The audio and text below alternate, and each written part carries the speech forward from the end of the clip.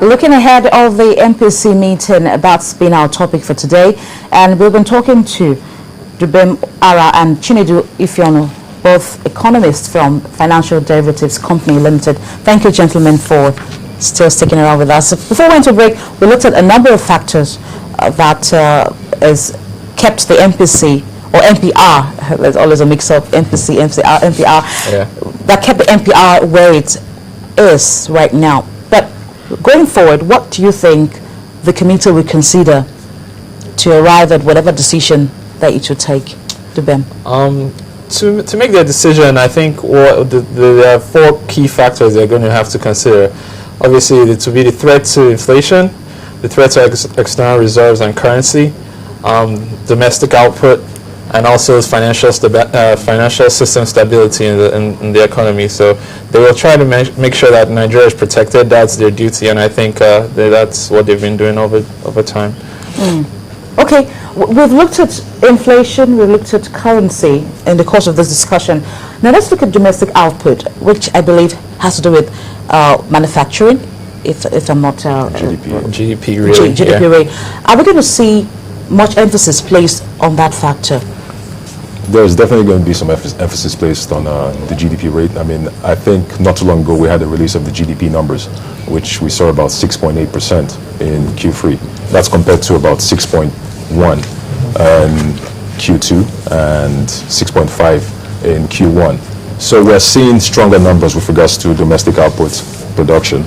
And as a result, you might actually see the MPC considering the fact that it seems like their policies have been effective. Now we have stronger growth.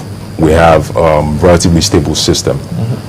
In addition to the fact that Sanusi is trying to cement his legacy, you might now have a consideration for tighter, not necessarily tighter, but maintaining the presently tight policies. So we're seeing maybe living up the status quo in place. Now, there's actually a report from the National Bureau of Statistics, which I talked about earlier on. It was saying the economy growing by 6.8% in the third quarter. Correct. Is that good enough reason for the MPC to lower its rate, allowing for increased productivity and boosting the economy as a whole?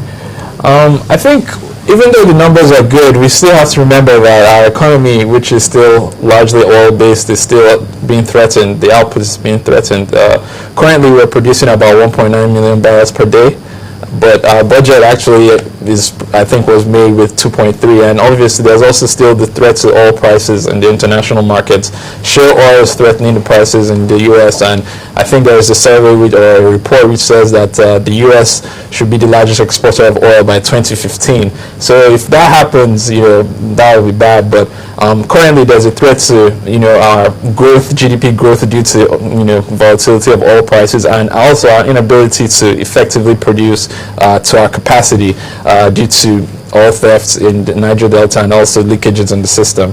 So I think that's one of the things that may not let the Sanusi-led team to let loose on the rates. Now, shouldn't we play much emphasis on fiscal policy and monetary policies, because the issue of oil theft, the issue of GDP growth, not having enough to fund a manufacturing sector, which I think has always been a downside for us.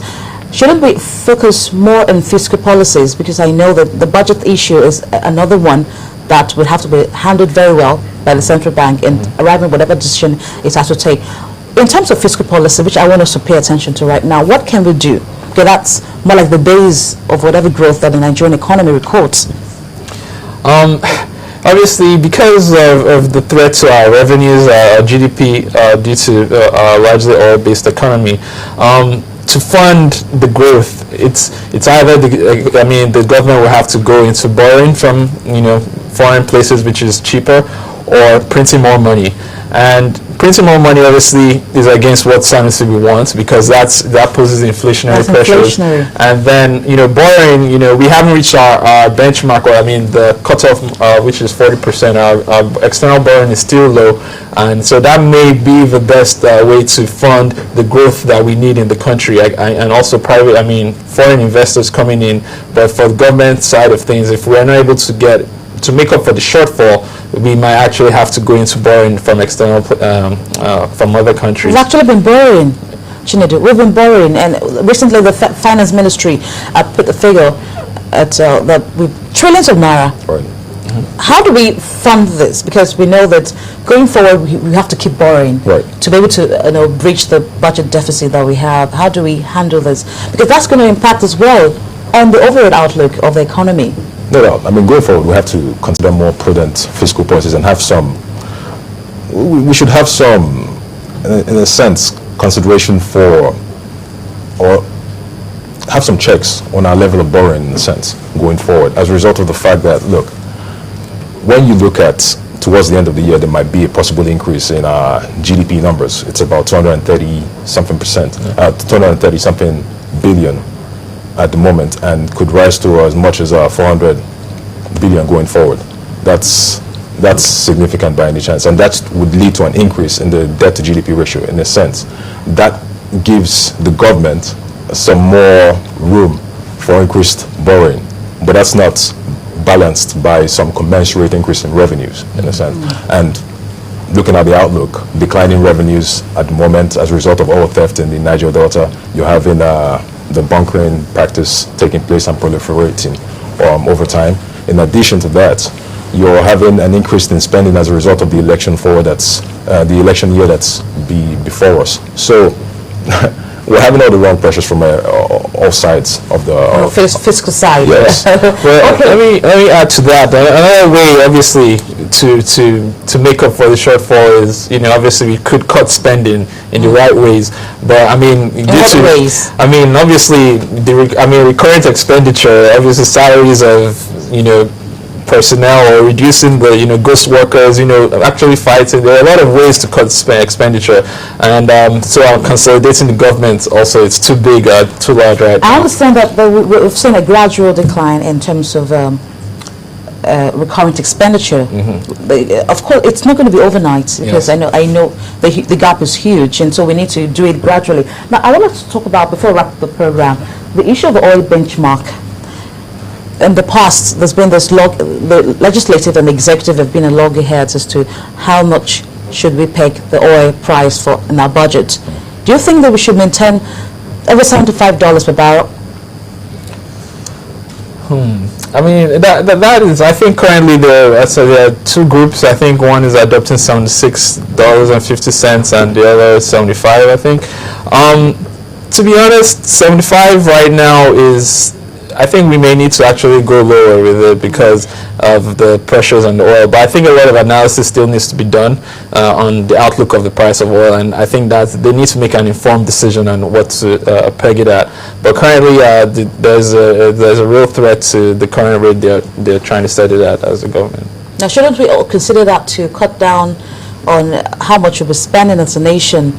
And because we, apart from the fact that we're exporting, we also import processed fuel. Right. Our refineries aren't working as much as we want them to, so that is bearing heavily on us. And how do we create this balance? The fiscal, the monetary policy, because those two factors are very important for us Right. as a nation. How do we create the balance? At the end of the day, there has to be some diversification of revenue streams to the government.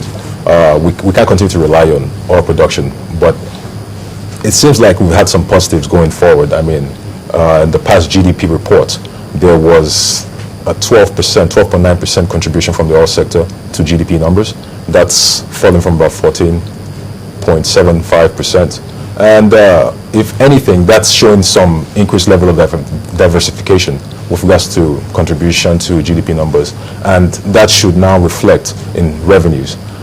So yes, there has to be some diversification in revenue streams. However, I think we're a long way from relying on other sectors of the economy. But I think for agriculture revenues. seems to be making up for us, where oil is not performing well. Agriculture is adding more to the GDP than every other sector of the economy. Definitely. What can be done to increase productivity in that sector today? Obviously, the government just has to put production incentives for that sector. So, in terms of, to be honest and to be fair, I think the government is doing a good job in trying to incentivize the agricultural sector. If you see the transformation agenda by the minister, Dr. Adesina, I think they're doing a good job, but obviously some of the progress may not be as fast as we may want it. But if you see, I think the clusters now being developed in different areas to help grow the sector. And also, I think the power transformation agenda also, even though there are still questions around it if it's going to be effective, I think if the government can push it successfully, that would help, in transforming our economy, and that will incentivize more people to come in private sector and contribute towards GDP, and the government won't have to just do all the spending to make Nigeria go forward. Okay, I think I'm just going to let you go. You want to make a comment before I wrap up? Not necessarily, no. No, okay. I have a question for you. No. No further questions. Sure. For now, thank you so much, Thank gentlemen, you for coming on the program. We appreciate your time with us. We've been talking to Dubem Ara and Chinedu Ifeonu, economists from Financial Derivatives Company Limited, and we have been looking at the Monetary Policy Committee's likely rate. I think we didn't mention that on the program, but there could be maintenance of that 12% by the committee when it eventually takes that decision tomorrow.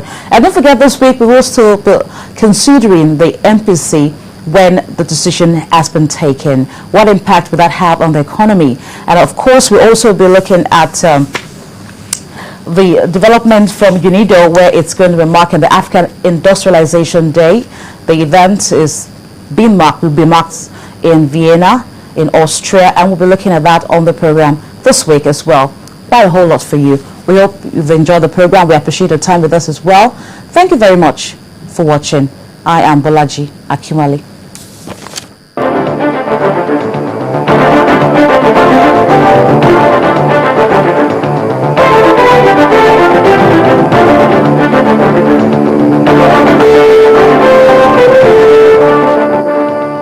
Life has just got easier. You stay connected to Channels TV, where news and innovations are shaping our world. Simply log on to channelstv.com to get the breaking news.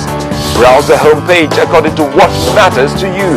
Tap on the extended coverage of business, sports, politics, lifestyle, infotech, entertainment, health, world news, and lots more. Click on the live link and see the news in real time. Do you want to watch the latest video of the day? It's just a click away. Friend us on Facebook, YouTube, follow us on Twitter, Google+, participate in Channels TV poll, and share your comments. It's a website you can talk to. Your voice will be heard. ChannelsTV.com. The news at your fingertips.